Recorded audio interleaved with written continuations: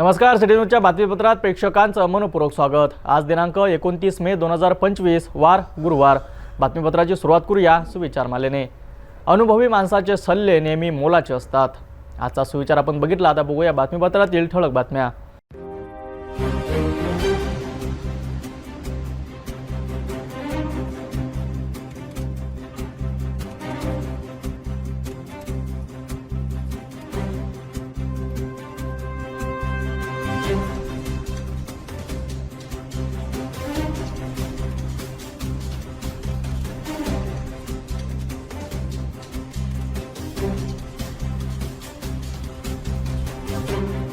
आपण ठळक बातम्या बघितल्या, आता घेऊया एक छोटासा ब्रेक। शादी और ब्याह की शुरुआत आराधना साड़ी के साथ।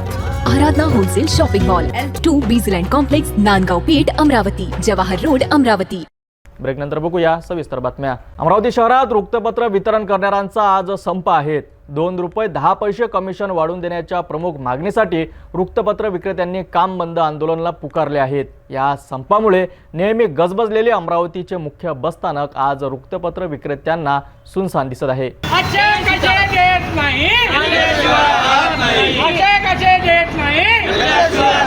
अमरावती शहरातील वृत्तपत्र वितरण करणाऱ्यांनी आजपासून संपावर जाण्याचा निर्णय घेतला आहे।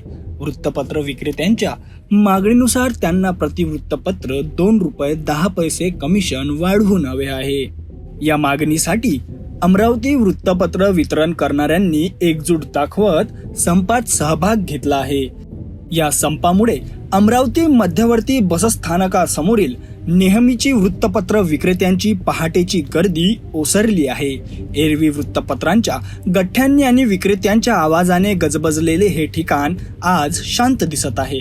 आपल्या 3 दिवस रुपयासाठी आहे, आम्हाला कमिशन वाढून पाहिजे, 40% कमिशन पाहिजे, किंवा 10 पैसे। कारण की सगळं 15 वर्ष झाले आज काही पेपरचं कमिशन वाढलेलं नाही आणि महागाई सगळे वाढलेलं आहे। मुलांचे पगार वाढलेला आहे, पेट्रोल वाढलेलं आहे, बाकी सगळं वाढलं आहे। यांना आधी जे आज काही वृत्तपत्र आहे, टाइम्स झालं, तरुण भारत झालं, देशोन्नत झालं, प्रतिदिन झाला, यांनी ₹1 देत आहे। त्यांनी तो 20 पैसे वाढवायला तयार आहे, पण बाकीचे वृत्तपत्र जे आहे ते काय वाढवायला तयार नाही आहे। आमची ही मागणी, आम्हाला ₹2.10 आम्हाला प्रत्येक पेपरवर पाहिजे। आणि मात्र प्रवाशांची गैरसोय होऊ नये म्हणून काही वृत्तपत्र एजंटनी बस स्थानकाबाहेर तात्पुरते काउंटर लावून चिल्लर वृत्तपत्रांची विक्री सुरू केली आहे।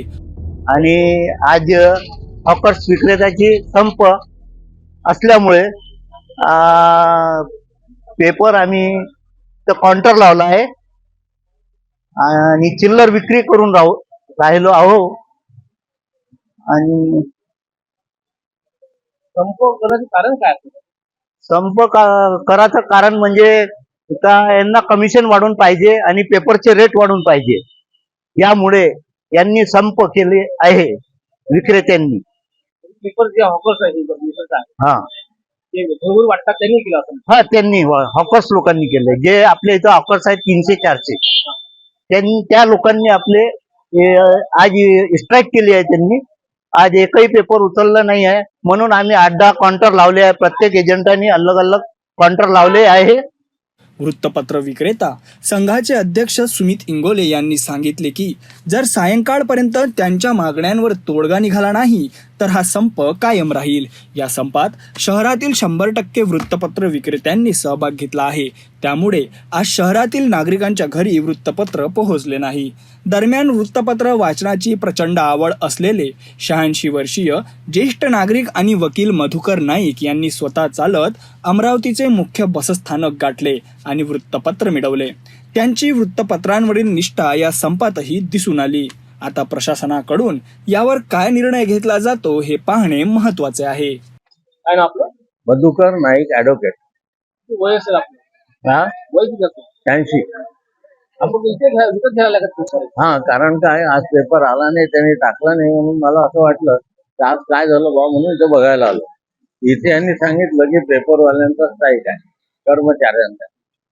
त्यांचं असं म्हणणं आहे की कमिशन वाढवून द्या आणि पेपरची किंमत पण वाढवा। वास्तविक आता पेपरच्या किमतीचा संबंध मालकाशी येतो, तो याच्याशी काही लागू नाही पडणार, पण त्यांचं काय आपल्याला काही माहिती नाही सरकार। नेहमीच वाचक आपण मी नेहमीच वाचेन आज आपल्याला पेपर मिळाले नाही, आपण डायरेक्ट इथे आलो. म्हणून इथे आलो. अमरावतीतील वृत्तपत्र वितरणाचा संप आणि त्यामुळे बस स्थानकावरील झालेली शांतता तसेच एका वृत्तप्रेमी 86 वर्षीय नागरिकांची तळमळ या संदर्भातील अधिक माहिती आणि पुढील घडामोडीसाठी पाहत रहा सिटी न्यूज.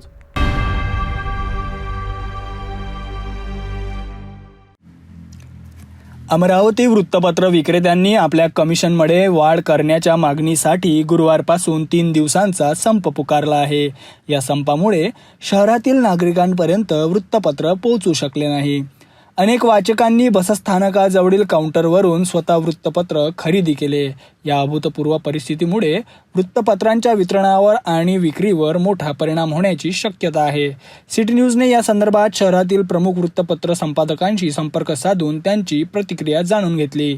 मंडळ वृत्तपत्र संपादक अनिल अग्रवाल यांनी प्रतिक्रिया देताना सांगितले, वृत्तपत्र विक्रेता संघाने थेट संपाचा मार्ग अवलंबला आहे. मात्र तरीही यावर तोडगा काढला जाईल. सध्या वृत्तपत्रांचा खप कमी झाला आहे. अशा परिस्थितीत त्यांना तातडीने कमिशन वाढवून देणे शक्य नाही. मात्र पुढील 2 दिवसात यावर निश्चित तोडगा काढला जाईल असे त्यांनी स्पष्ट केले.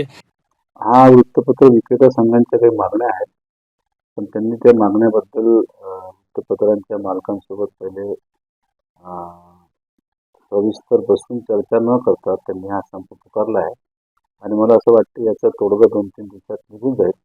पण सुरुवातीला त्यांनी 3 दिवसासाठी हा संप पुकारलेला आहे. पहिला दिवस होता आणि उद्या आणि परवा 2 दिवस त्यांचा संप आणखी जाईल. कोरोनानंतर वृत्तपत्रांची परिस्थिती पहिलेच थोडीशी बिकट झाली आहे आणि कोरोनानंतर हे सगळ्यांना माहीत आहे वृत्तपत्रांचं खप कमी झालेलं आहे. आणि त्याच्यानंतर हे आता ज्या वृत्तपत्रांचं किंमत 4 रुपये किंवा 5 रुपये आहे त्यांना एका दिवसात 7 रुपये करणं शक्य नाही. आणि 7 रुपये केल्याशिवाय त्यांना 2 रुपये 10 पैसे हे कमिशन देता येणार नाही. पण याच्यासाठी आज काही वृत्तपत्र मालकांची आमची बैठक झाली आणि वृत्तपत्र विक्रेता संघटनेच्या पदाधिकाऱ्यांसोबतही चर्चा सुरू आहे. एक विदर्भ डेली न्यूजपेपर असोसिएशन, ज्याला VDN आपण म्हणतो, VDNची आज बैठक झाली नागपूरला. त्याच्यातही याबद्दल चर्चा झाली.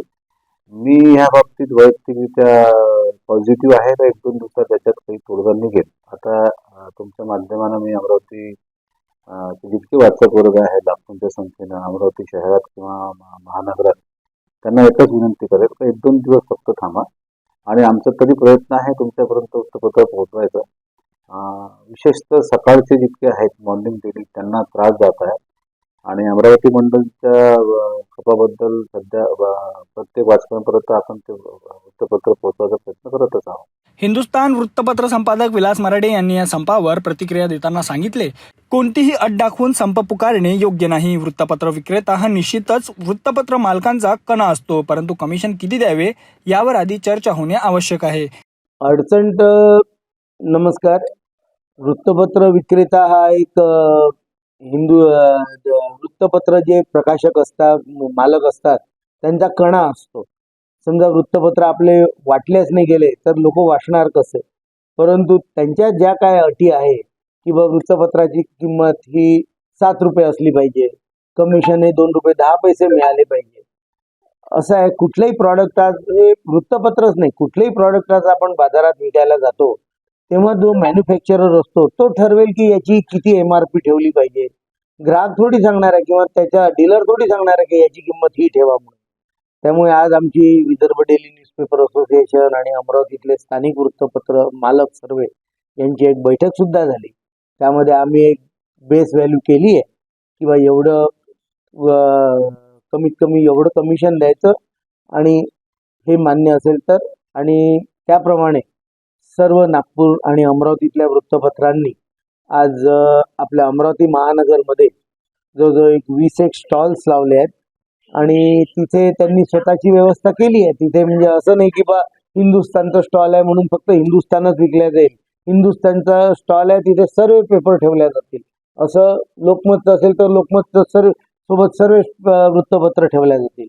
अशा प्रकारे आज पूर्ण नागपूर आणि अमरावती आणि अकोल्यातून जे वृत्तपत्र आपल्या अमरावतीमध्ये येतात या सर्व मॅनेजमेंट साईडच्या मालक लोकांनी याच्यामध्ये एकी दाखवली आहे. कारण की कोविड नंतर अजून वृत्तपत्र सावरल्या गेलेले नाही. जे काय सर्क्युलेशन डाऊन झालं ते अजूनही सर्वाय करतात आहे सर्वजण, धंदा राहिलेला नाही आणि त्याच्यामध्ये यांनी अशा अटी टाकून संप पुकारणं हे यावेळी अयोग्य आहे असं मला वाटतं. एकंदरीत वृत्तपत्र विक्रेत्यांच्या या संपामुळे वृत्तपत्र मालक आणि विक्रेते यांच्यात तणाव निर्माण झाला आहे. दोन्ही बाजू तोडगा काढण्यासाठी प्रयत्नशील असल्याचे दिसत आहे. येत्या 2 दिवसात या संपावर काय तोडगा निघतो हे पाहणे महत्त्वाचे ठरेल.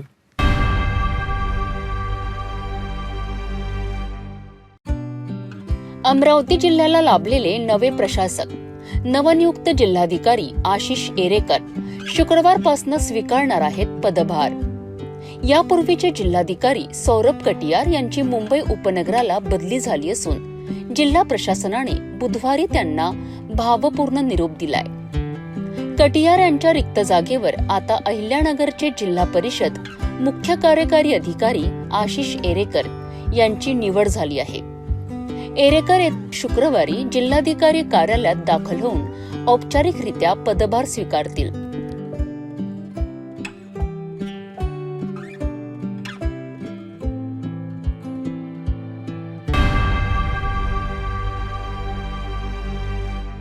अमरावती शहरात बकरी ईदच्या पार्श्वभूमीवर शांतता समितीची महत्त्वपूर्ण बैठक शहर पोलीस आयुक्तालयात पार पडली.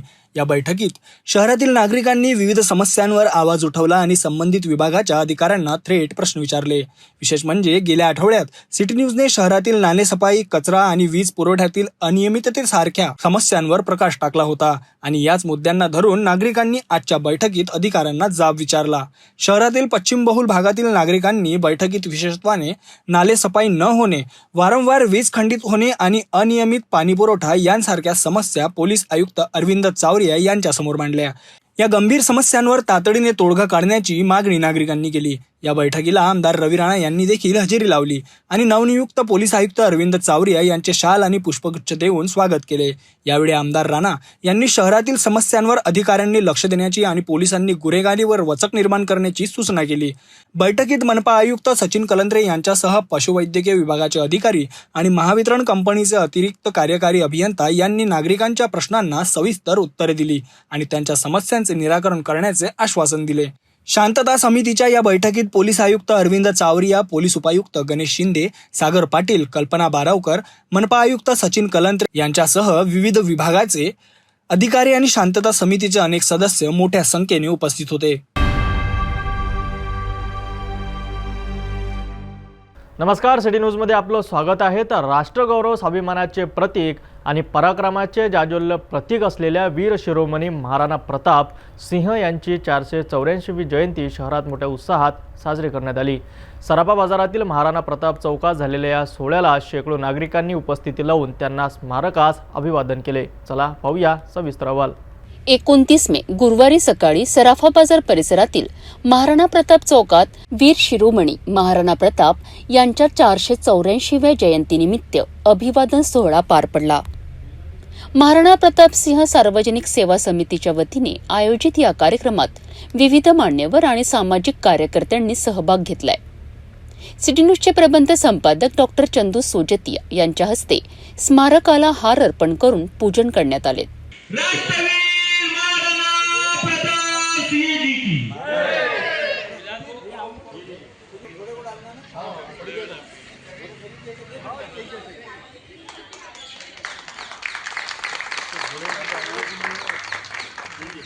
कुलभूषण, चित्ताधिपती, सनातन धर्मरक्षक, नवग्रह, सिंहासनाधीश्वर, गजेश्वपती, राष्ट्रवीर महाराणा प्रताप सिंहजी की.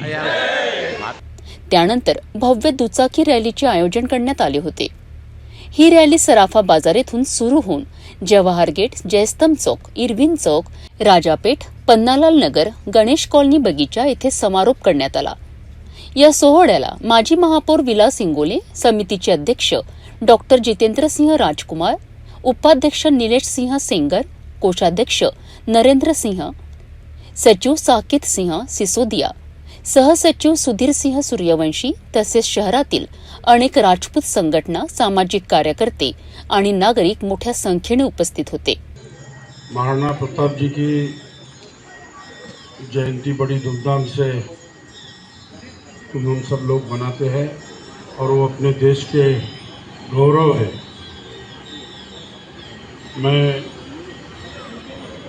महाराणा प्रताप जी की जयंती के उपलक्ष्य में सबको शुभेच्छा देता हूँ और ये जयंती के उपलक्ष्य में इतना ही कहता हूँ कि जितने युवक हैं इन्होंने आगे आना चाहिए और भगवान जैसा रूप महाराणा प्रताप जी का रहा है। अवतार लेके उन्होंने जन्म लिया, ये अपने देश के लिए गौरव है। महाराणा प्रताप निश्चित रूप से हमारे देश के लिए एक विचार वाले गौरव व्यक्ति पुरुष थे। 3 बातें होती है जिंदगी में: आत्मसम्मान, मातृभूमि और देश के लिए कुछ करने का जज्बा। इन्हीं विचारों को लेकर महाराणा प्रताप ने जिंदगी भर आत्मसम्मान के लिए संघर्ष किया। जंगल में रहना पसंद किया, लेकिन मुगलों के आगे कभी झुके नहीं। हल्दी घाटी का युद्ध पूरे इतिहास में लिखा गया। युद्ध तो कई हुए, लेकिन हल्दी घाटी का युद्ध आज हर 4 पुरुष महाराणा प्रताप जो हमने सबने आत्मसात किया है और उसी विचारों को लेकर हम हमारी परंपरा को निभाते हुए चल रहे हैं। और आज के इस पर्व पर उपस्थित सभी लोगों को, तमाम अमरावती वासियों को इस वीर पुरुष की जन्म जयंती पर हार्दिक शुभकामनाएं। और यह जन्म जयंती उत्सव के बहाने हम सनातन धर्म, हमारा आत्मसम्मान, हमारी मातृभूमि की रक्षा, इन विचारों को आत्मसात करेंगे। यही आज इस भावना के साथ मैं अपने शब्दों को यहाँ विराम देता हूँ। नरेश असली योद्धा महाराणा प्रताप सिंह जी को हम सब लोग विनम्र अभिवादन करने के लिए यहाँ उपस्थित हुए हैं। इस अवसर पर जिनका जन्म 1540 में हुआ और 1597 में वे यहाँ से चल बसे। गिने गिनाए 57 वर्ष जिनको मिले थे। इन इतने ही वर्षों में उन्होंने इस प्रकार का इस माटी के लिए अपना बलिदान दिया कि इसकी अस्मिता आज भी पूरे भारतवर्ष में ही नहीं, अभी तो मैं कहूँगा कि पूरे विश्व में उनके नाम से जाने जाती है। जो 2 योद्धा हमारे पास में हुई है, शिवाजी महाराज और दूसरे महाराणा प्रताप सिंह, इन्होंने इस माटी के लिए, इस माटी के स्वाभिमान के लिए अपना सारा जीवन समर्पित। कार्यक्रमात रक्तदान समितीचे अध्यक्ष महेंद्र भूतडा, माजी अध्यक्ष वीरेंद्रसिंग दीक्षित, विजयसिंग सिसोदिया, डॉक्टर पृथ्वीराज सिंह, डॉक्टर प्रकाश सिंह सूर्यवंशी, रुद्रपाल सिंह ठाकुर, अरुण सिंह राजपूत, संजय सिंह चौहान, ओम सिंह शेखावत, जीवन सिंह बैस, शिवकुमार सिंह बैस, मनोहर सिंह कश्यप, विजय सिंह ठाकुर, रंजित सिंह ठाकुर, डॉक्टर रामसिंह यवतीकर, अलकादेवी यवतीकर, शारदा कश्यप, श्रद्धा गहलोत, सोनल गहलोत, गजानन सिंह तोमर, अनिल सिंह गौतम, डॉक्टर चंदन सिंह राजपूत यांसारख्या मान्यवरांची उपस्थिती लक्षवेधी ठरली। कार्यक्रमाच्या यशस्वी आयोजनाबद्दल समितीच्या सदस्यांचे सर्व स्तरावरून अभिनंदन करण्यात येत आहे। महाराणा प्रताप यांच्या शौर्य आणि स्वाभिमानाच्या प्रेरणादायी कथांनी आजही नवे बळ मिळते आणि आजचा हा उत्सव हेच दाखवून देतो की त्यांच्या स्मृती आजही जनसामान्यात तेजस्वी आहेत। अशाच प्रेरणादायी बातम्यांसाठी पाहत रहा सिटी न्यूज। धन्यवाद। अमरावती शहरात वारंवार वीज पुरवठा खंडित होत असल्याने नागरिक त्रस्त झाले आहेत। गेल्या आठवड्यात मालवीय चौक ते राजकमल परिसरातील नागरिकांनी सिटी न्यूजकडे अनेक तक्रारी दाखल केल्या। विशेष म्हणजे हवामान व्यवस्थित असूनही अचानक वीज गुल झाल्याने नागरिकांमध्ये संतापाची लाट उसळली आहे। या संदर्भात उपअभियंता वानखडे यांना विचारले असता त्यांनी तांत्रिक बिघाडामुळे मागील आठवड्यात समस्या आल्याचे सांगितले आणि यावर लवकरच तोडगा काढण्याचे आश्वासन दिले आहे। सर, यावर्षी जे अचानक वादळी पाऊस वाराचा या पूर्ण मे महिन्यातच सुरू झालेला आहे, त्यामुळे मागील आठवड्यात थोड्या तक्रारी वाढलेल्या होत्या। त्याच्यामध्ये काही तांत्रिक बिघाड सुद्धा झालेत। जसं या माझ्या उपविभाग क्रमांक 2 मध्ये राजकमल सेक्शनचा जो सप्लाय आहे राजकमल सेक्शनचा तो हनुमाननगर सबस्टेशनमधून येतो आणि त्या ठिकाणी तिथल्या पॉवर ट्रान्सफॉर्मरला तिथले रिलेज आणि सिटीज याचे दोनदा विषय गेल्यामुळं काय झालंय की त्या तांत्रिक बिघाडामुळे ते दुरुस्त करण्यात आलं आणि दुरुस्त करतेवेळी हा सप्लाय सुरू करण्याकरता आपल्याला लोड डायव्हर्ट करावं लागलं दुसऱ्या फिडरवर. अशा या 4-5 थोडे इंटरप्शन्स तिथे झाले अर्धा पाऊण 1 तासाचे. परंतु आता सगळं ते नॉर्मलाइज झालेलं आहे. आम्ही ते सगळे तांत्रिक दुरुस्त्या केलेल्या आहे आणि सद्यस्थितीत मागील आता 3-4 दिवसापासून अगदी नॉर्मल सप्लाय सुरू आहे. तसंच माझ्याच उपविभागामध्ये कॉटन मार्केट एक परिसर आहे. त्या एरियामध्ये सुद्धा मागील आठवड्यात 2 ठिकाणी म्हणजे डबल सप्लायच्या 2 अरेंजमेंटला एकाच वेळेस प्रॉब्लेम आले.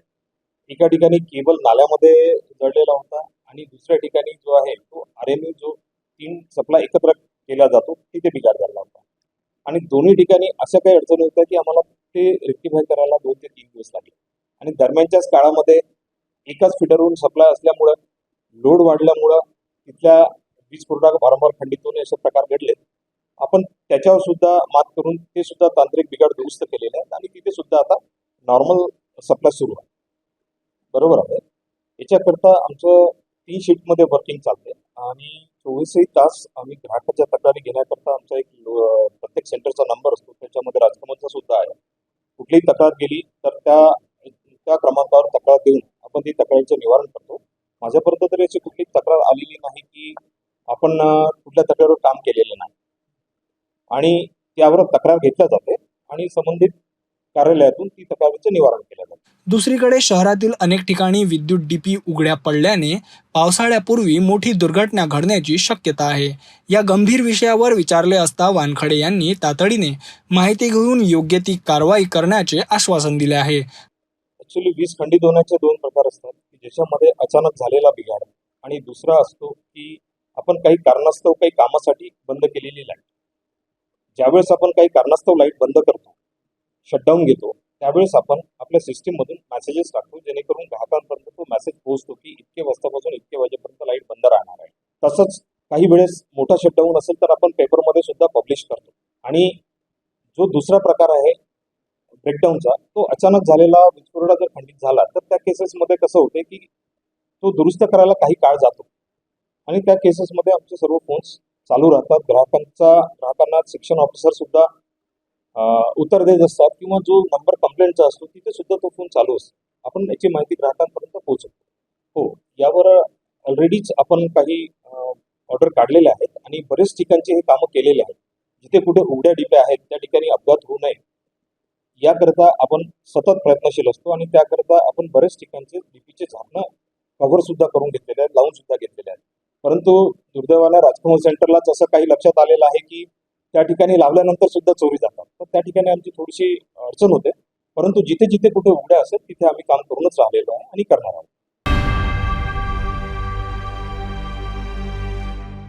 बुधवारी विधान भवनात आश्वासन समितीची बैठक पार पडली.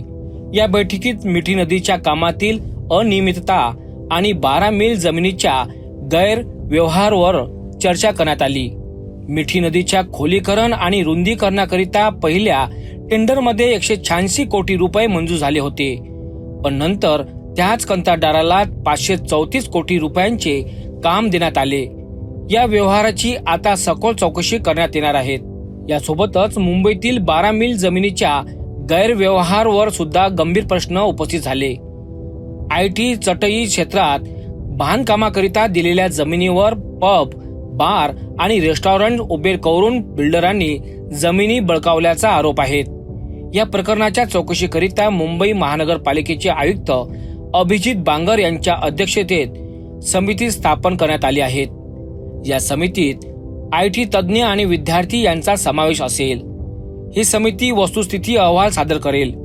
समितीचे अध्यक्ष आमदार रवी राणा यांनी या दोन्ही प्रकरणामध्ये कठोर कारवाई करण्याचे संकेत दिले आहेत.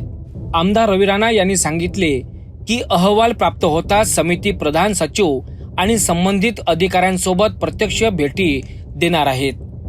तसेच 124 लीज जमिनीमधून शासनाला मिळणाऱ्या 120 कोटी रुपयांच्या उत्पन्नाकरिता स्वतंत्र खाते तयार करण्याचे निर्देश सुद्धा यावेळी दिले आहेत. जिल्हा परिषद प्राथमिक शिक्षण विभागातर्फे अमरावती येथे जिल्हा परिषद हायस्कूलच्या गुणवंत विद्यार्थ्यांचा भव्य गुणगौरव सोहळा नुकताच संपन्न झाला। या सोहळ्यामध्ये इयत्ता 10वी आणि 12वीच्या प्रावीण्य मिळवलेल्या 24 विद्यार्थ्यांचा सन्मान करण्यात आला। अमरावती जिल्हा परिषदेने सन 2025च्या 10वी आणि 12वीच्या परीक्षेत उत्कृष्ट यश मिळवलेल्या विद्यार्थ्यांसाठी एक विशेष गुणगौरव समारंभाचे आयोजन केले होते। जिल्हा परिषदेच्या मुख्य कार्यकारी अधिकारी संजिता महापात्रा यांच्या प्रमुख उपस्थितीत हा कार्यक्रम पार पडला। डॉक्टर पंजाबराव देशमुख सभागृहात झालेल्या या सोहळ्यात 90% अधिक गुण मिळवणारे 20 विद्यार्थी आणि 80% अधिक गुण मिळवणारे 4 विद्यार्थी अशा एकूण 24 गुणवंत विद्यार्थ्यांचा सन्मान चिन्ह आणि प्रमाणपत्र देऊन गौरव करण्यात आला। यावेळी विद्यार्थिनींनी आणि मुख्याध्यापकांनी आपले मनोगत व्यक्त केले।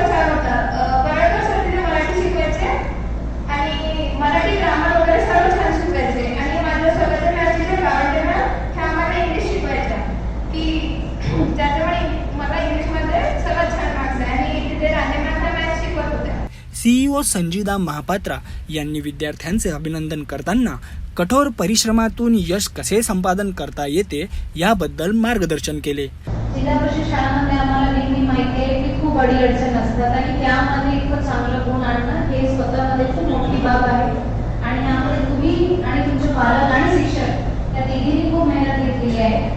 कार्यक्रमात विविध शाळांमधील गुणवंत विद्यार्थ्यांचा समावेश होता, ज्यांनी आपल्या जिद्दीने आणि मेहनतीने यश संपादन केले। अमरावती जिल्हा परिषदेच्या या स्तुत्य उपक्रमामुळे गुणवंत विद्यार्थ्यांचा आत्मविश्वास नक्कीच वाढेल आणि त्यांना पुढील वाटचालीस प्रेरणा मिळेल। या विद्यार्थ्यांच्या उज्ज्वल भविष्यासाठी खूप खूप शुभेच्छा। अचलपूरच्या फिनले मिल्सचे कामगार गेल्या 2 वर्षांपासून आपल्या थकीत वेतनासाठी संघर्ष करत होते। या मागणीसाठी त्यांनी अत्यंत टोकाचे पाऊल उचलत मिलच्या 200 फूट उंच चिमणीवर उपोषण सुरू केलं होतं। सलग 3 दिवसांपासून सुरू असलेल्या या आंदोलनामुळे 2 कामगारांचे प्राण धोक्यात आले होते। यामुळे संतप्त झालेल्या इतर कामगारांनी देखील आक्रमक भूमिका घेतली होती। या गंभीर परिस्थितीची दखल घेत अचलपूर मतदारसंघाचे आमदार प्रवीण तायडे यांनी तातडीने फिनले मिल्सला भेट दिली। त्यांनी राष्ट्रीय वस्त्रोद्योग महामंडळाच्या अधिकाऱ्यांची चांगलीच कान उघाडणी केली। कामगारांचे थकीत वेतन तातडीने देण्याची मागणी त्यांनी लावून धरली। आमदार तायडे यांच्या आक्रमक भूमिकेनंतर मिल प्रशासनावर चांगलाच दबाव आला।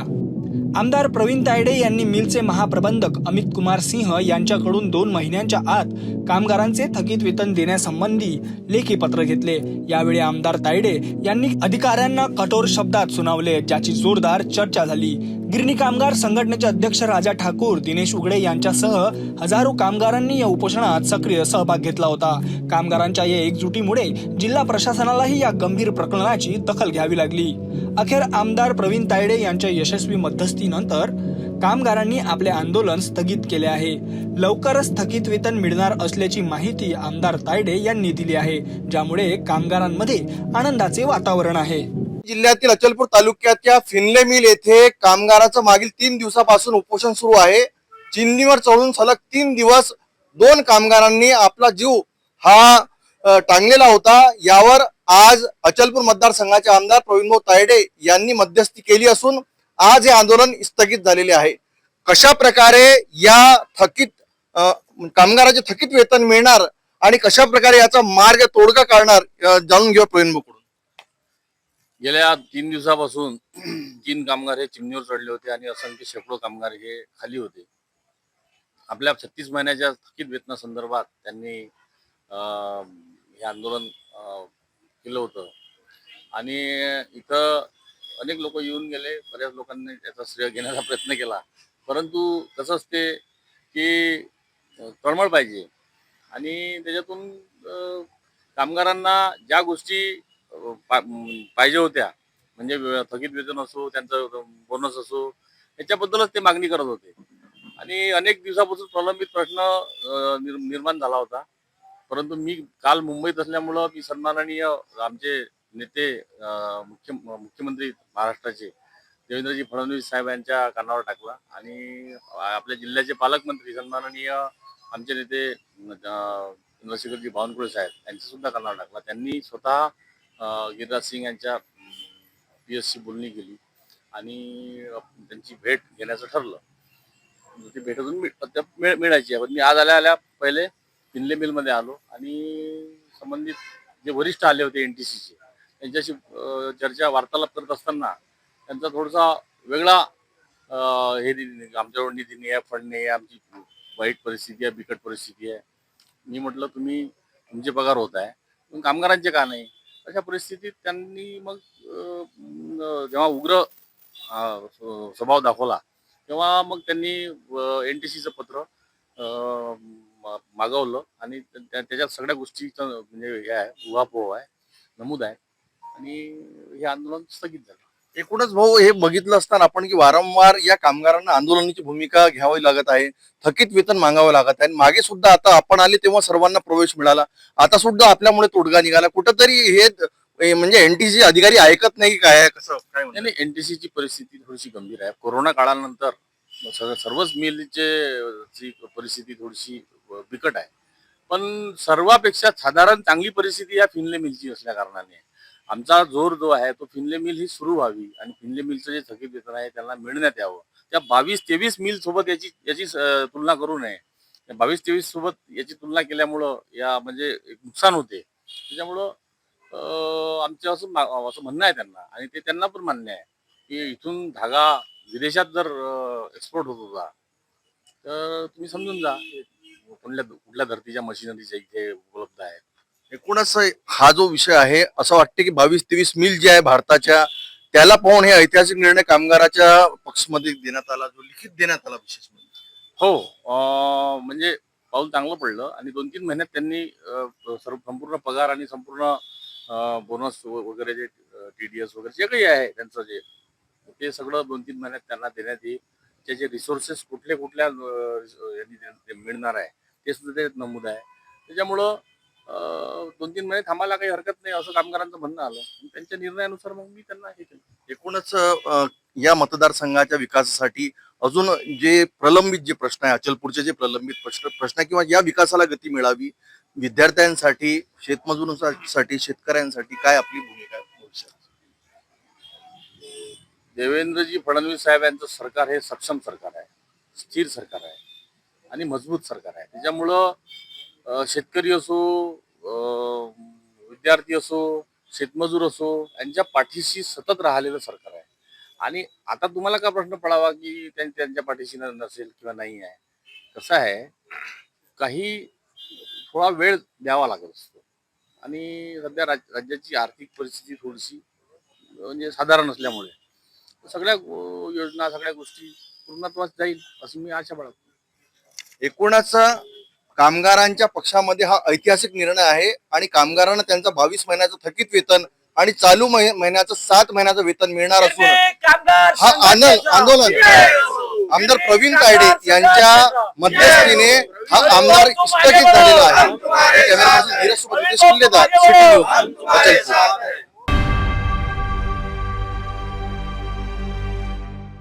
आप यहाँ पे आए तो साथ में लाए क्या लाए? पर्ची लाए? कुछ लाए क्या नहीं लाए? काय के लिए आए? काय के लिए? कहाँ है? तिवारी कहाँ है? मेरी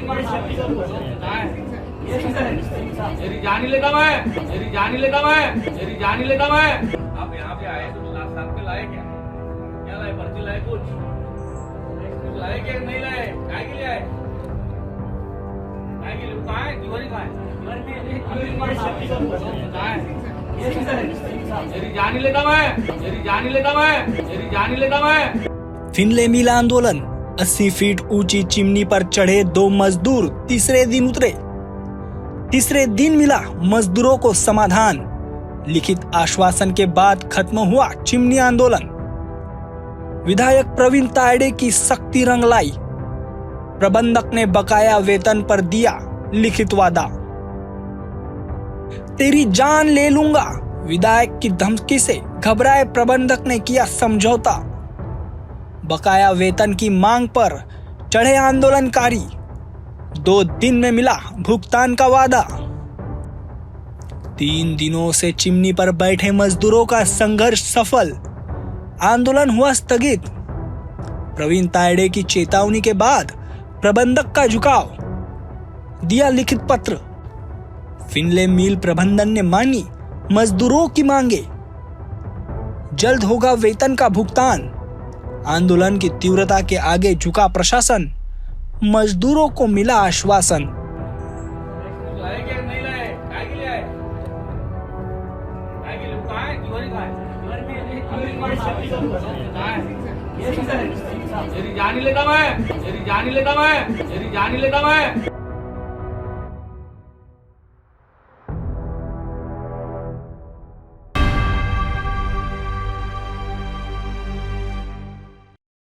भेटूया एका छोट्याशा विश्रांतीनंतर.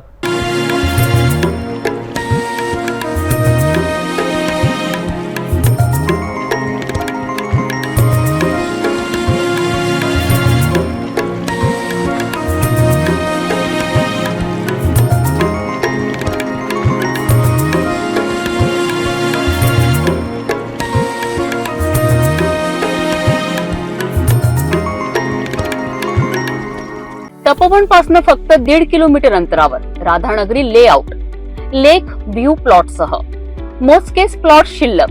त्वरित संपर्क करा 9930706667 किंवा 7620433325 या क्रमांकावर.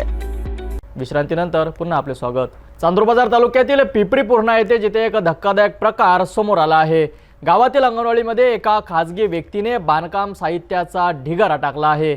यामुळे लहान चिमुकल्या मुलांचे आरोग्य धोक्यात आले आहेत आणि या गंभीर विषयाकडे ग्रामपंचायत प्रशासन आणि अंगणवाडी सेविकांचे जाणीवपूर्वक दुर्लक्ष होत असल्याचा ग्रामस्थांनी केला आहे. अधिक माहिती जाणून घेऊया आमचे प्रतिनिधी सुयोग गोरले यांच्याकडून. पिपरी पूर्णा येथील अंगणवाडी सध्या वादाच्या भोवऱ्यात सापडली आहे. खासगी व्यक्ती विष्णू कुरवाडे यांनी आपल्या घराचे बांधकाम सुरू केले आहे आणि या बांधकामासाठी लागणारे लोखंड, गिट्टी, रेती यासारखे सर्व साहित्य थेट अंगणवाडीच्या आवारात टाकले आहे. यामुळे अंगणवाडीच्या आवारात मोठ्या प्रमाणात धूळ आणि अस्वच्छता पसरली आहे. या दूषित वातावरणाचा थेट परिणाम चिमुकल्या मुलांच्या आरोग्यावर होत आहे. अंगणवाडी हे लहान मुलांसाठी पोषण, शिक्षण आणि आरोग्याची काळजी घेण्याचे केंद्र आहे. मात्र या ठिकाणी बांधकाम साहित्य टाकल्यामुळे मुलांच्या खेळण्या बागडण्याच्या जागेवर धोका निर्माण झाला आहे. ग्रामस्थांनी या गंभीर प्रकाराबद्दल ग्रामपंचायत प्रशासन आणि अंगणवाडी सेविकेकडे तक्रार केली आहे. मात्र आश्चर्य म्हणजे या तक्रारीची अद्याप कोणतीही दखल घेण्यात आलेली नाही. प्रशासकीय अधिकारी आणि ग्रामपंचायत प्रशासनाचे हे जाणीवपूर्वक दुर्लक्ष असल्याचा आरोप ग्रामस्थांनी केला आहे. ग्रामस्थांनी मागणी केली आहे अंगणवाडीच्या आवारातील हे बांधकाम साहित्य त्वरित हटवण्यात यावे आणि संबंधितांवर कारवाई करण्यात यावी. सार्वजनिक ठिकाणी खाजगी बांधकामाचे साहित्य टाकणे हे नियमबाह्य आहे आणि यामुळे लहान मुलांच्या आरोग्याशी खेळणे योग्य नाही असे ग्रामस्थांचे म्हणणे आहे. आता प्रश्न हा आहे की प्रशासकीय अधिकारी आणि ग्रामपंचायत प्रशासन या गंभीर विषयाची दखल कधी घेणार? मुलांचे आरोग्य धोक्यात आल्यावरच प्रशासनाला जाग येणार का?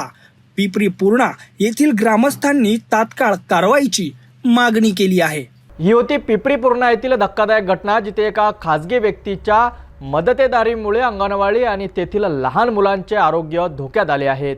प्रशासकीय यंत्रणा या गंभीर प्रकरणाची दखल घेऊन तातडीने कारवाई करेल अशी अपेक्षा ग्रामस्थ करीत आहेत. आणि या इतर ताज्या घडामोडींसाठी पाहत रहा सिटी न्यूज.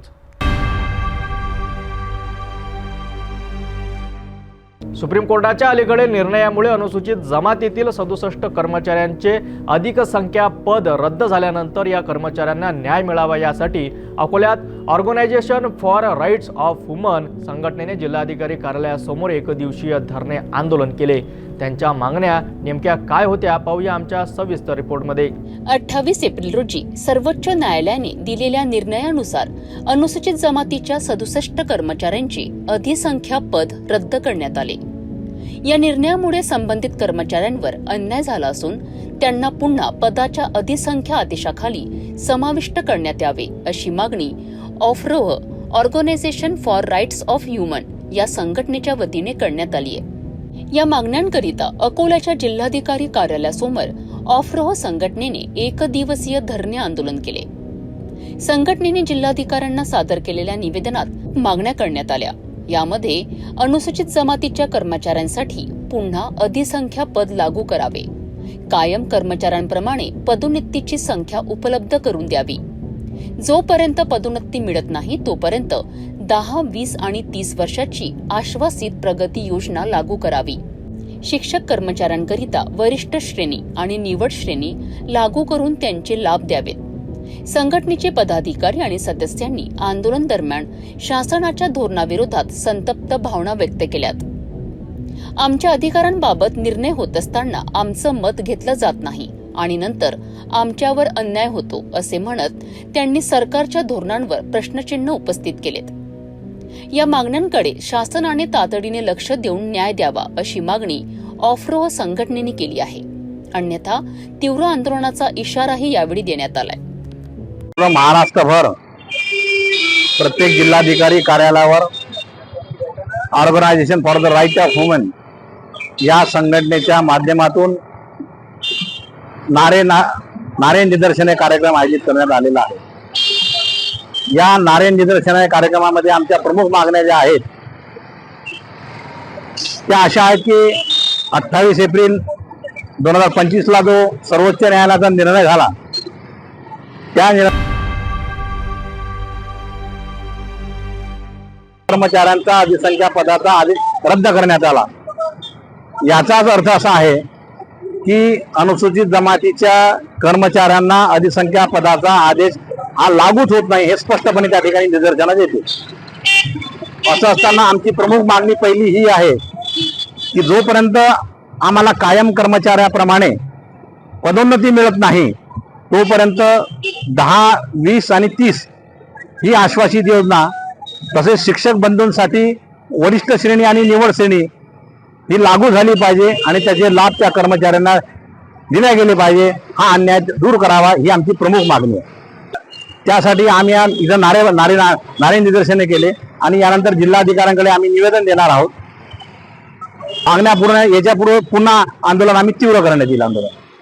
प्राध्यापक सुरेश पाटकर, ऑफरोह संघटनेचा विभागीय अध्यक्ष. अनुकंपा करून लागू करा. आश्वासित प्रगती योजना, आश्वासित प्रगती योजना, आश्वासित प्रगती योजना. अनुकंपा धोरण लागू करा.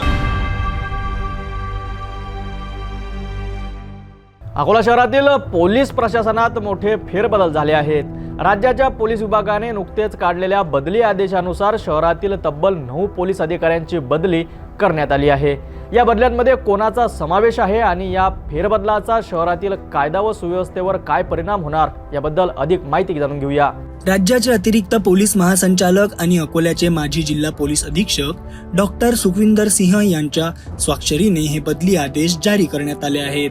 या आदेशानुसार अकोला शहरातील वाहतूक शाखेचे प्रमुख सुनील किनगे यांच्यासह 9 पोलीस निरीक्षकांची बदली करण्यात आली आहे.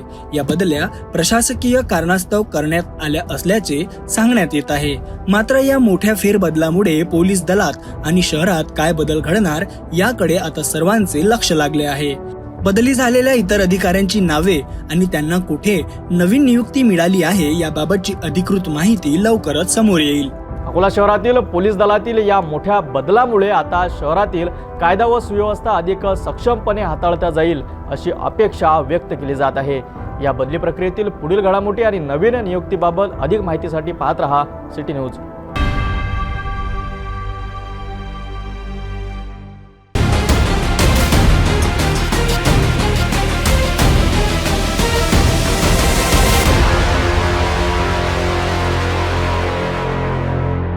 अकोला स्थानिक गुन्हे शाखेने आलेगाव परिसरात सुरू असलेल्या एका मोठ्या जुगार अड्ड्यावर यशस्वी धाड टाकली.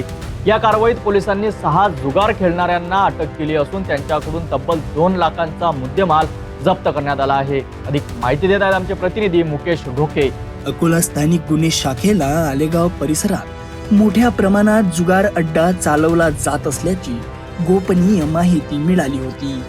या माहितीच्या आधारावर स्थानिक गुन्हे शाखेच्या प्रमुख शंकर शेडके यांच्या मार्गदर्शनाखाली पोलिसांनी तातडीने सापळा रचला.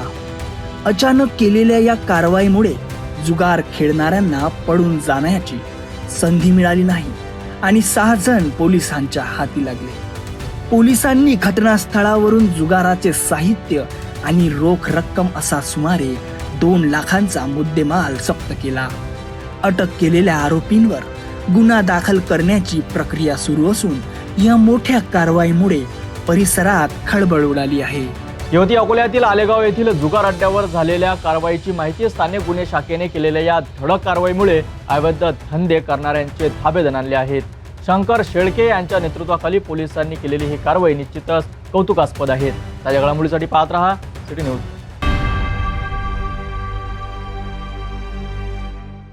अकोला जिल्ह्यात अवकाळी पावसाने मोठे नुकसान केले आहे. मंगळवारी आणि बुधवारच्या ढगफुटीसह दृश्य पावसामुळे तब्बल 3076 हेक्टर क्षेत्रातील पिके पूर्णपणे उद्ध्वस्त झाली आहे. यासोबतच 22 घरांचे अक्षरशः नुकसान झाले असून बळीराजा पुन्हा एकदा नैसर्गिक संकटाच्या कचाट्यात सापडला आहे. अकोला जिल्ह्यात गेल्या 2 दिवसांपासून अवकाळी पावसाने थैमान घातले आहे. मंगळवारी सायंकाळपासून सुरू झालेला जोरदार वारा आणि विजांच्या कडकडाटासह आलेल्या पावसाने अक्षरशः हाहाकार माजवला. या 2 दिवसात सुमारे 100 मिमी पावसाची नोंद झाली आहे. तर मंगळवारी एकाच दिवसात सरासरी 48.2 मिलीमीटर पाऊस झाला. या अवकाळी पावसाचा सर्वाधिक फटका शेतकऱ्यांच्या उन्हाळी पिकांना आणि फळपिकांना बसला आहे. आधीच खरीप आणि रब्बी हंगामातील नुकसानीमुळे मेटाकुटीला आलेला शेतकरी आता हाताशी आलेली पिके वाया गेल्याने हवालदिल झाला आहे. नैसर्गिक संकटांची मालिका थांबण्याचे नाव घेत नसल्याने शेतकऱ्यांसमोर मोठे संकट उभे राहिले आहे. प्रशासनाकडून नुकसानीचा पंचनामा करण्याचा काम सुरू आहे. मात्र या संकटातून शेतकरी कसा बाहेर पडणार हा मोठा प्रश्न आहे.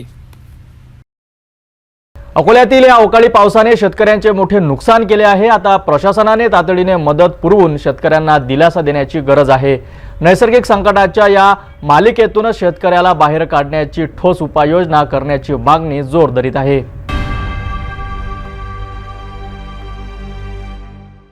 नांदेड जिल्ह्यातील हदगाव तालुक्यातील गारगव्हाण येथे हृदयद्रावक घटना घडली आहे. शेतातून परत येत असताना पाय घसरून खदानीत पडल्याने 2 निष्पाप शाळकरी मुलांचा बुडून दुर्दैवी मृत्यू झाला आहे. निखिल वाडवे आणि संघर्ष पडघणे अशी या मृत मुलांची नावे आहेत. नेहमीप्रमाणे खेळत वागळत घरी परतणाऱ्या या चिमुकल्यांचा अशा प्रकारे अंत झाल्याने परिसरात शोककळा पसरली आहे. या घटनेमुळे संपूर्ण गावात हळहळ व्यक्त होत आहे. मी रणजित रमेश वाडवे, गारगोन येथील सरपंच प्रतिनिधी. आणि आज दिनांक 29 तारखेला आमच्या गावामधील गट क्रमांक 87 या क्षेत्रामध्ये गारगोन येथील निखिल कुंडलिक वाडवे नावाचा मुलगा व तसेच संघर्षे बाळू खडगणे राणा रणिवरी हे दोघं मित्र शेताकडे कामकाज करण्यासाठी गेले असता त्यांच्या रोजच्या शेतामध्येच जाता येता वेळेस त्याच्या एक खदानीमध्ये पाय घसरून पाण्यामध्ये पडून दोघेही मुलं मृत्युमुखी झाले. आणि ही घटना सुमारे 12 ते 12:15 दरम्यान घडली. आणि ही घटना पसरताच परिसरामध्ये हळहळ व्यक्त झाली. आणि दोन्ही मुलांना आम्ही इथं शासकीय रुग्णालय हातगाव येथे जिवंत आहेत का हे तपासण्यासाठी आणले होते. आणि इथं आल्याच्या नंतर मृत्युमुखी घोषित डॉक्टरांनी केल्यामुळं पुढील प्रोसिजर मराठा पोलीस स्टेशन आणि शासकीय दवाखाना हातगाव हे करीत आहेत.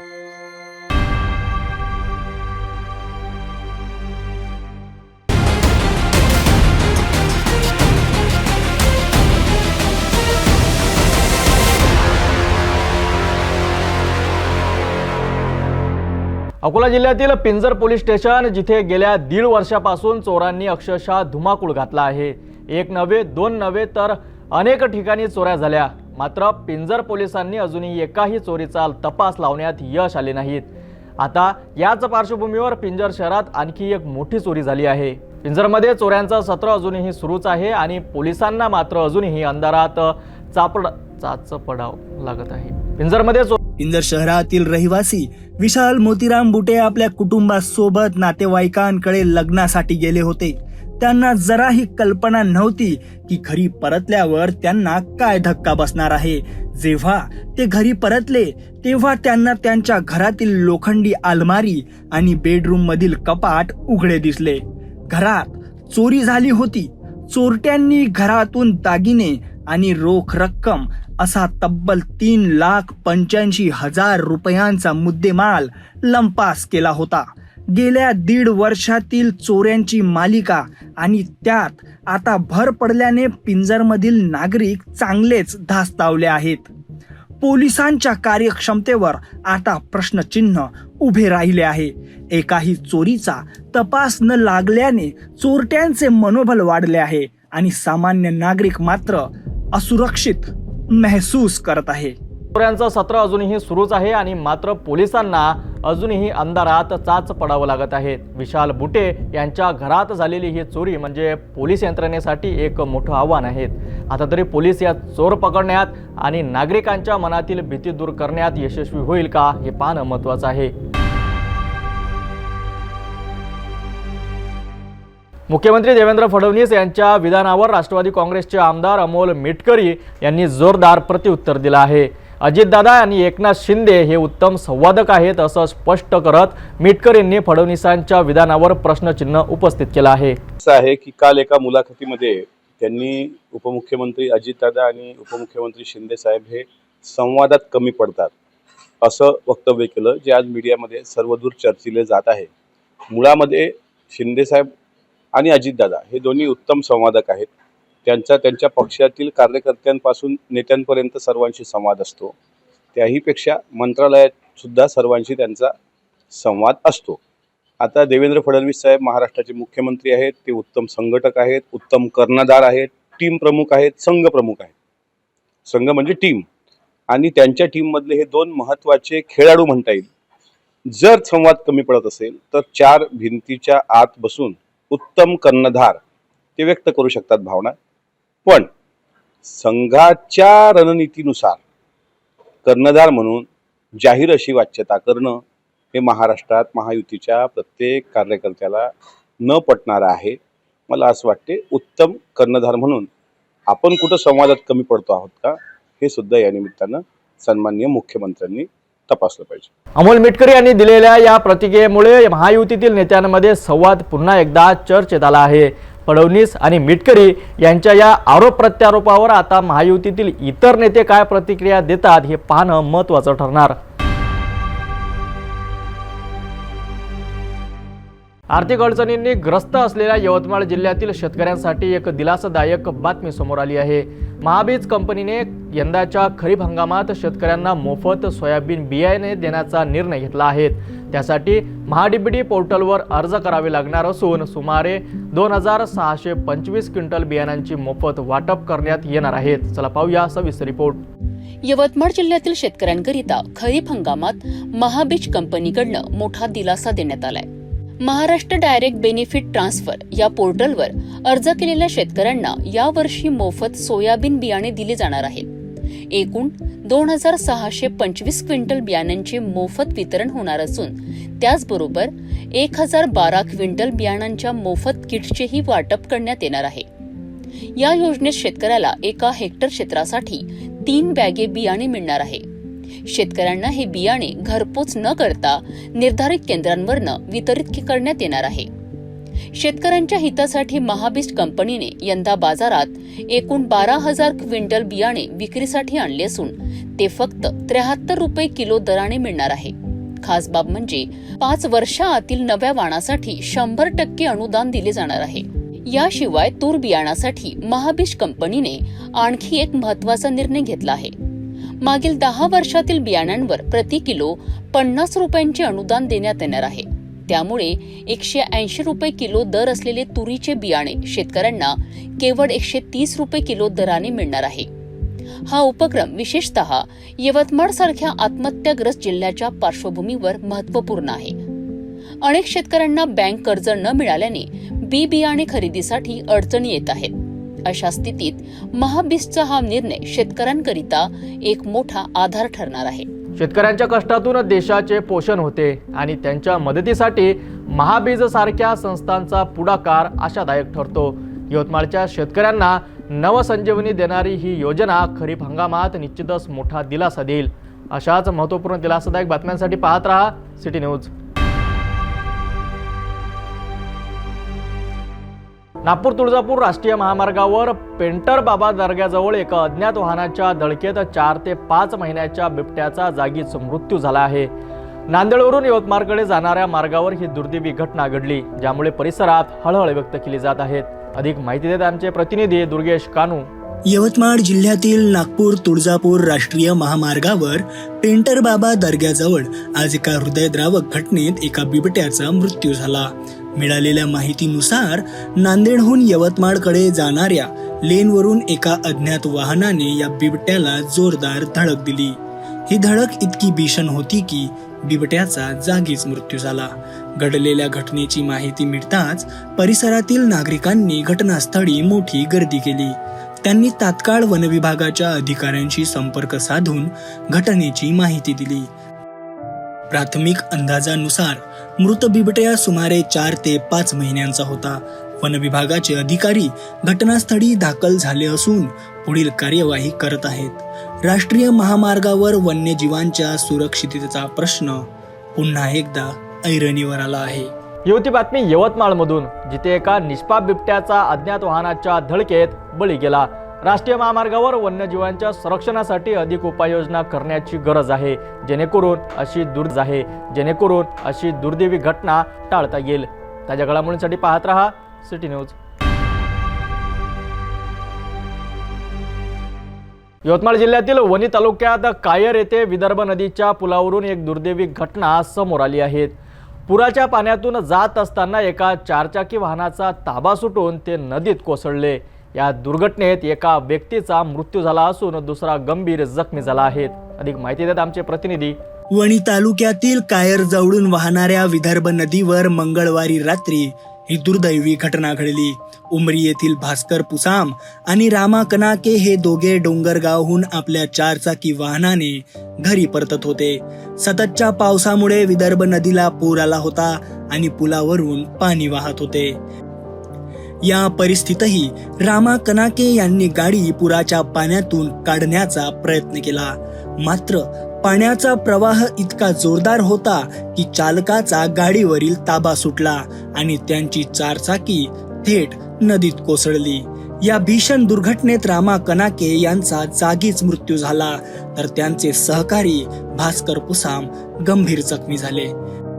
घटनेची माहिती मिळताच मुकुटबन पोलीस स्टेशनचे कर्मचारी तातडीने घटनास्थळी दाखल झाले. त्यांनी स्थानिक ग्रामस्थांच्या मदतीने तातडीने शोध आणि बचाव कार्य सुरू केले. या प्रयत्नांनंतर रामा कनाके यांचा मृतदेह शोधण्यात यश आले.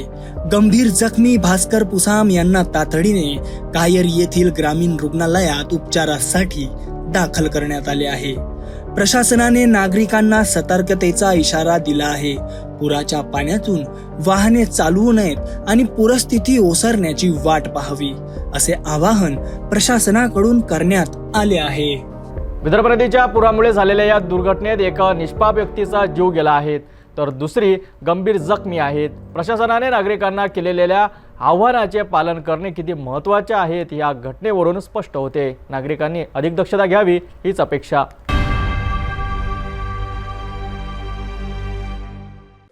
अद्यापही कुठलाही मंत्री, मुख्यमंत्री, उपमुख्यमंत्री कुठल्याही शेतावर, बांधावर जाऊन या शेतकऱ्यांची झालेलं नुकसान, शेतकऱ्यांचा आणि त्यांची व्यथा ऐकण्यासाठी यांना अजिबात वेळ नाही. त्यांना केवळ राजकारण करून त्यापेक्षा सत्ता आणि खुर्ची यांना महत्वाची आहे, पण शेतकऱ्यांचं जे काय हाल होत आहेत त्या संदर्भात अद्याप एकही मंत्री, काल मी विखे पाटील पाहिले फक्त, किंवा मुख्यमंत्री, उपमुख्यमंत्री प्रत्यक्ष बांधावर जाऊन झालेले नुकसान पाहावे आणि मग त्यांना हे कळेल की झालेलं नुकसान किती मोठं आहे. आणि ठीक आहे, तुम्ही अवेळी पाऊस किंवा अवकाळी पाऊस, गारपीट NDRFच्या निकषामध्ये बसत नाही, मी त्या खात्याचा मंत्री होतो, पण राज्य सरकार म्हणून SDRFचे निकष आहे त्याप्रमाणे स्टेट डिझास्टरचे त्याप्रमाणे त्यांनी मदत करण्याची आवश्यकता आहे. आणि तुम्ही केवळ तोंडाला पानं पुसण्याचं काम आम्ही हे करतो ते करतो सांगण्यापेक्षा आणि बडाया मारण्यापेक्षा प्रत्यक्ष जा आणि बघा आणि शेतकऱ्याला मदत करा. नाहीतर तुम्हाला शेतकरी या जिल्हा परिषद, नगर परिषद, पंचायत समितीला तुम्हाला बांधावर गाडल्याशिवाय राहणार नाही. हे लक्षात ठेवलं पाहिजे या सरकारने. थोडी शेतकऱ्यांची कीव नाही यांना. इतकं मोठं संकट आलं असताना सुद्धा त्यांना मदतीची घोषणा नाही. थातूर मातूर पंचनामे केले जात आहेत. धान उत्पादक शेतकरी पूर्णतः कोळप झाला आहे. पूर्ण रब्बी पिकाचं सर्व धान अजूनही खरेदी केंद्र सुरू केले नाही, त्यांना परवानगी नाही. आम्ही सातत्यानं मागणी करतो पण त्याकडे दुर्लक्ष आहे. काय करताय सरकार? कुठे आहे सरकार? काय कळत नाही की महाराष्ट्रामध्ये हे महायुतीचं सरकार आहे म्हणून सांगतात, सरकारच आम्हाला दिसत नाही. लोकांच्या संकटाच्या वेळेस मुंबई एवढी मोठी तुंबली पहिल्याच पावसात, ज्याचं उद्घाटन झालं होतं मेट्रोचं, तिकडे ती मेट्रो पूर्णतः संपूर्ण निकृष्ट दर्जाचं बांधकाम म्हणून बांधकाम झाल्याचं लक्षात आलं. पूर्ण गळत होती. नवीन पूर्ण मेट्रोची ऐशी तैशी त्या ठिकाणी झालेली सगळ्यांना दिसली. म्हणजे पूर्ण बोगस कामं आणि वरून उद्घाटन, हे सगळं पाहिल्यानंतर उद्घाटनाच्या पलीकडे या सरकारला काही दिसत नाही. ना शेतकरी दिसतोय, ना बेरोजगार दिसतोय, ना महागाई दिसतोय या सरकारला. हे सरकार आहे कुठे? तर सरकार अस्तित्वात नसल्यासारखी परिस्थिती महाराष्ट्रात आहे. आणि केवळ हे हिंदू मुस्लिम करतायत, त्याच्या पलीकडं यांना काही देणं घेणं नाही. हिंदू मुस्लिम करून मतं मिळतात, जनता खड्ड्यात गेली तरी चालेल, अशी यांची भूमिका आहे. वैष्णवी हगवणींचा नाही, वकील नाही आहे तो. तिच्या हगवणीचा तिचा मिस्टरचा वकील आहे तो. त्या वकिलाला माहित नाही. आता तो वकील म्हणजे हे सगळं काहीतरी चुकीचं आणि तिचं चारित्र्यहनन करण्याचा प्रयत्न करत असेल तर हे अत्यंत चुकीचं आहे. मी त्या कुटुंबाला जाऊन भेटून आलो. त्यातील फोटो जे पाहिलेत प्रचंड मोठमोठे व्रण मारण्याचे, त्याच्या हाताला सूज होती, हात फुललेले होते, सगळे पाहिलं मी. त्यांनी सगळे संपूर्ण फोटोग्राफ्स दाखवलेत, व्हिडिओ दाखवला. त्यामुळे आता आरोपीला वाचवण्यासाठी एखाद्या पोरीचं असं आयुष्य उद्ध्वस्त झालं, तिचा जीव गेला, त्या संदर्भात वकिलांची भूमिका थोडी तरी सत्याची असावी असं मला वाटतं. पण जे काही कालचं आर्ग्युमेंट पाहिलं तर त्यातूनही हे काही वाचणार नाही, त्याचे भक्कम पुरावे त्या ठिकाणी आता उपलब्ध झालेले आहेत.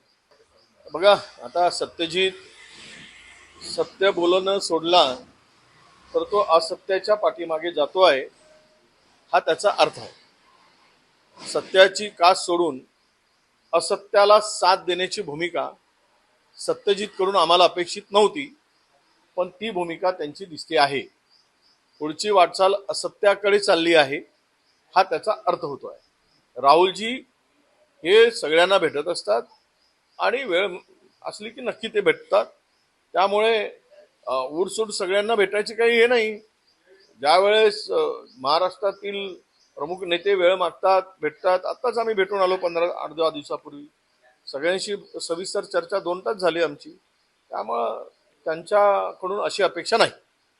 असं आहे की तो सत्तेतील आमदार आहे, प्रसार माध्यमापुढे काय करतोय? मुख्यमंत्र्याकडे तक्रार करा. आपलं तोंड कशाला माध्यमापुढे दाखवून हे करताय? सरकारचं पितळ कशाला उघड करताय? जा आणि सांगा, मुख्यमंत्र्यांना सांगा, गृहमंत्री खातं त्यांच्याकडे आहे, आणि करून घ्या बंदोबस्त. काय काय येत आहे? सगळंच येत आहे. गुटखा येत आहे, रेती येत आहे, तंबाखू येतो, काय काय दारू येते, सगळं महाराष्ट्राचं वाटोळं आहे. कारण महाराष्ट्राने टॅक्सेस खूप वाढवून ठेवले, तिकडे टॅक्सेस कमी आहेत. त्यामुळं चोरी करतायत, त्याचा बंदोबस्त करण्याचं सोडून आरोप करण्यात अर्थ नाही, असं मला वाटतं. वो 10 विधायक गवर्नर से मिले, ऐसा मैंने सुना है. अभी तो ये देखिए, वहाँ के गवर्नर को रोड से प्रवास नहीं कर सकते, ऐसी मणिपुर की स्थिति है. उसको चापर से भागना पड़ता है. अगर गवर्नर हाउस में जाना है तो वो चापर से जाना पड़ता है, वो रोड से जा नहीं सकते. ये स्थिति है. तो ये क्या सुधारेंगे गवर्नमेंट बनाकर, जबकि राष्ट्रपति शासन होने के बाद भी नहीं सुधर रहा है. जो मणिपुर की स्थिति बनी इन लोगों के, नालायक लोगों की वजह से ही बनी है. तो इनको क्या अधिकार है वहां पे सरकार बनाने का? ये सरकार बननी नहीं चाहिए. अभी गवर्नर का काम है, गवर्नर जब तक है तो उसमें सुधार लाओ, स्थिति नॉर्मल होने के बाद में फिर करो. ये हमारी मांग रहेगी. बीजेपी का लोगों को भावनात्मक दृष्टि से गुमराह करने की बात होती है हमेशा. अगर सच्चाई है तो संजय जी राउत बोल रहे तो करना चाहिए ना. उनको किसने रोका है? दिल्ली से गली तक उनकी सरकारें है, तो रोका किसने?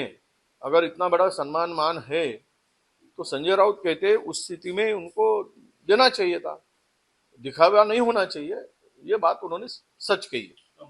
सरकार में ही संवाद नहीं है, बिना संवाद से सरकार चल रही है. सरकार में संवाद नहीं है, स्वाद है. तीनों में स्वाद है, स्वार्थ है, संवाद नहीं है. यही दिखता है.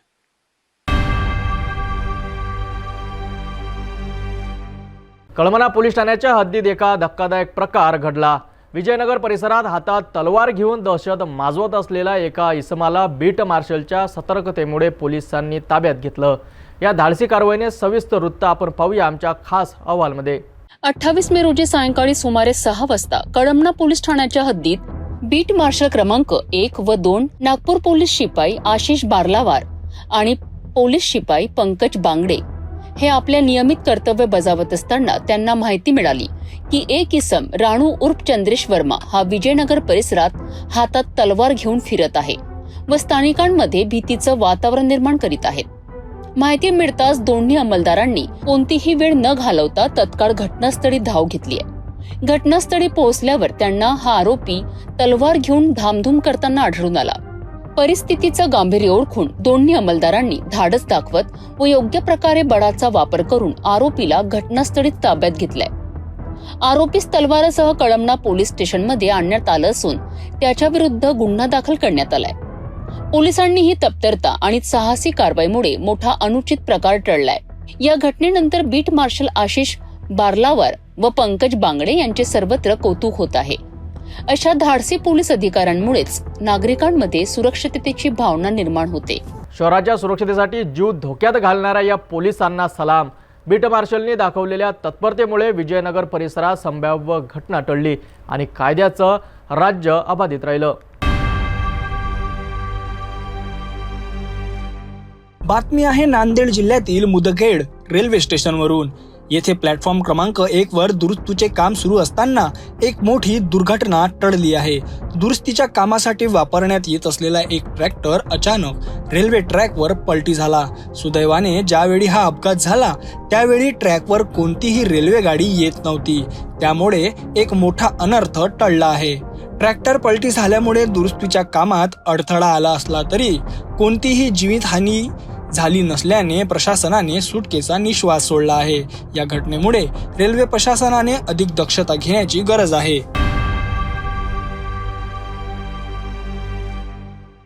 जाता पुन्हा एकदा आजच्या ठळक बातम्या.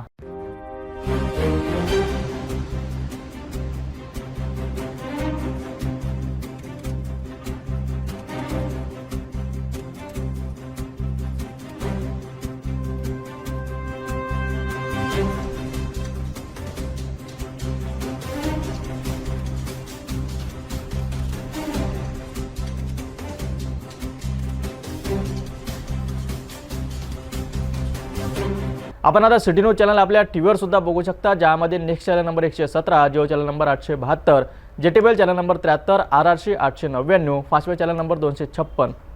आता अमरावती विदर्भानंतर महाराष्ट्राचे दर्शक घर बसल्या आपल्या केबल टीव्हीवर सिटी न्यूज बातमी पाहू शकाल.